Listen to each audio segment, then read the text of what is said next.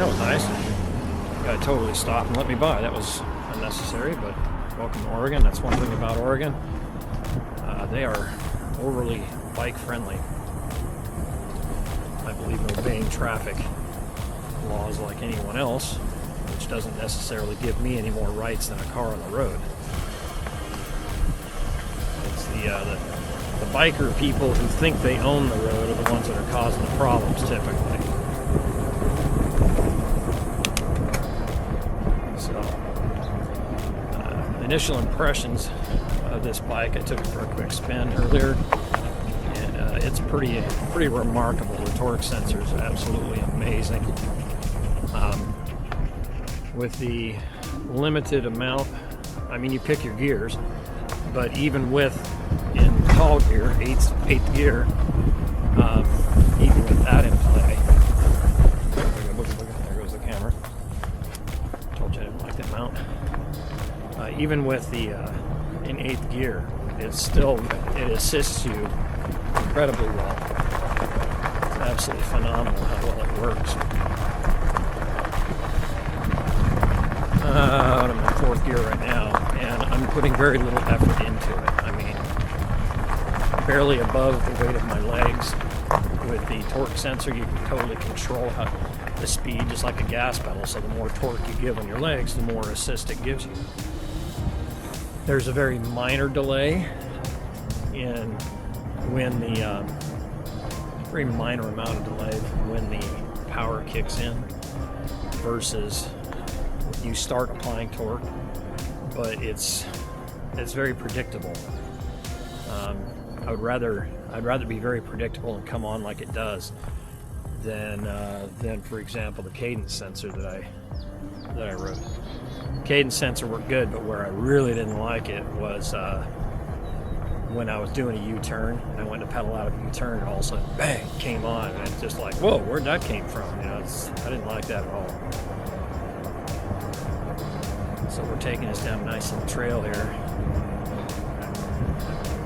What they call the Springwater Corridor.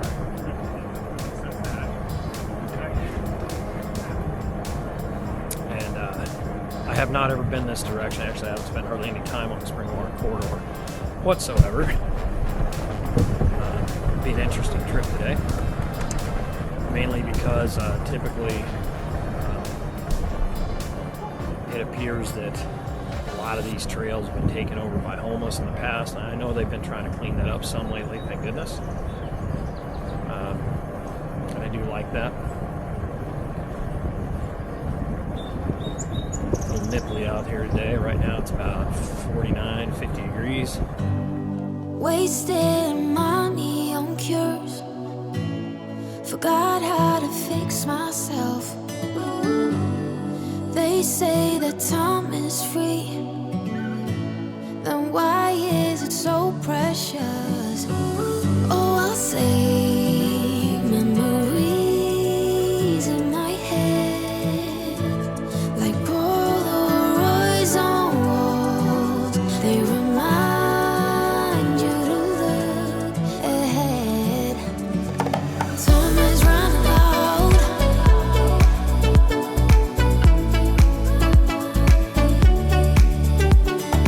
Time is running out. Okay, well, I'm actually in Boring. I didn't know I would actually go that far, but they say that when you have one of these, you have a tendency to ride a little further than you think you might, and that appears to be true. So, flipping around over here to the bike, it's pretty much all stock. I do have the rear rack right here, and I put some saddlebags on it, you can see here, and I got a front rack on it, which I really recommend. Pretty much the basics. You got hydraulic brakes and very incredibly bright headlight, and you got these monsters tires. Okay, they are huge. Front and rear hydraulic disc brakes. Up on the cockpit, you got your dash cluster here. Right now I've got any assist off, and total time ride, that's your odometer, and And then over here, you got your selections that you can select between your pedal assist modes up and down, turn signals left and right, main power right in the middle. This is your throttle right here, which, you know, it's in the off, so it will not actuate right now. So I've trying to get myself in the habit, so when I stop the bike, I pull it down so it's not in any pedal assist mode, because I think that if it's in pedal assist mode, well, let's find out. Yes, it will certainly go. So I want to make sure it's off, so in case I bump that or something gets hung on, or where the bike doesn't take off and fall over or something. So anyway, have your preload adjustment down over here, and on this side you have your suspension that you can pick how hard or soft or locked out you want. Currently I'm being a wuss and I have it on the totally soft one, which I seem to be enjoying because I'm fairly light. And you got your battery compartment. Use your key that comes with to unlock and pull the battery out, or if you want, you can charge it right here by flipping this little thing up. You're good.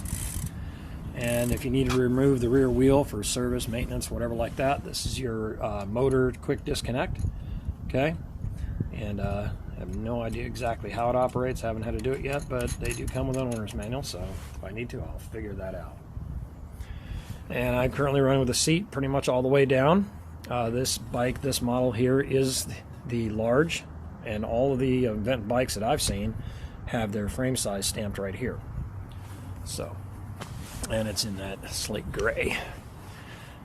Coming around here to the back, you got full fenders, and now because of the way I've got this rigged up, you can't really see the taillights too well, but back in here on each side you have a brake light and turn signal, and parking lights, running lights. They come on running lights. So, and the way you do that is on this control panel, you push and hold the up button, and on the display, the headlight comes on and the screen dims a little bit.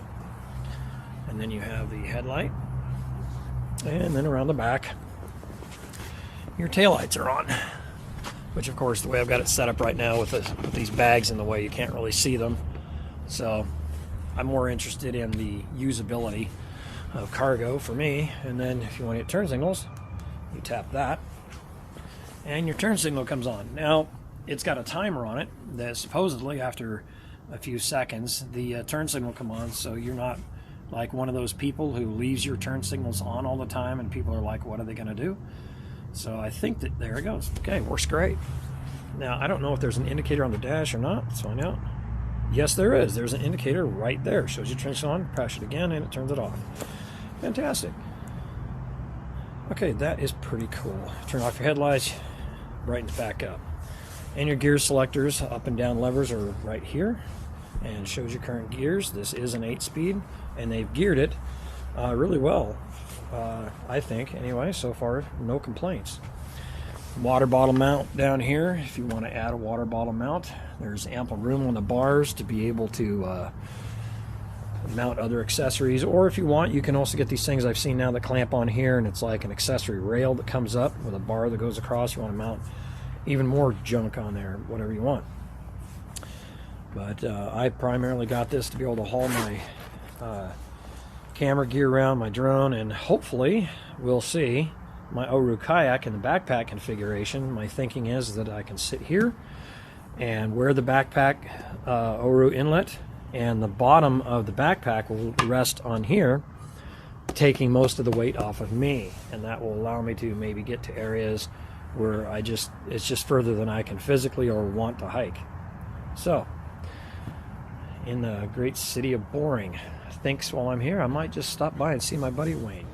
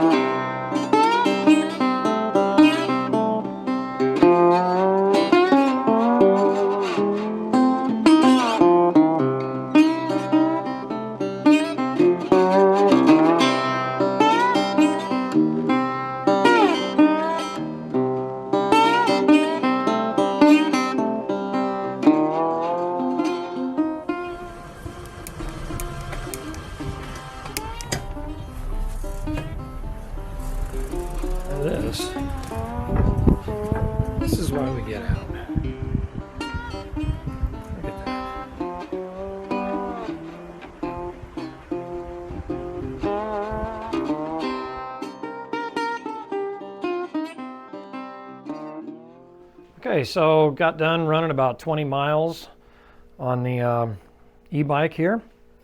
And I gotta say, the Aventon Adventure 2 is the one I have.